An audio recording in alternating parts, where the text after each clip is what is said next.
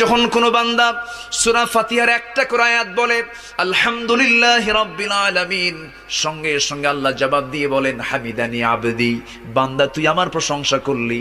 আর রহমানির রহিম যখন বলে আল্লাহ বলেন আসনা আলাইয়া আবদি। মালিক ইয়াউমিদ্দিন যখন বলে আল্লাহ বলেন মাজ্জাদানি আবদি। এরপরে যখন বলে ইয়াকা না'বুদু ওয়া ইয়াকা নাস্তাঈন পর্যন্ত যখন বলে আল্লাহ বলেন বান্দারে তুই আমার কাছে কি চাস, প্রাণ খুলে চা রে বান্দা।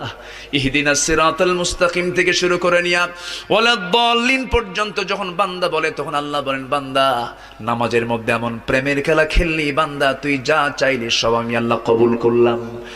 ওই বান্দা যখন রুকুতে যায় আল্লাহ তখন অস্থির হন।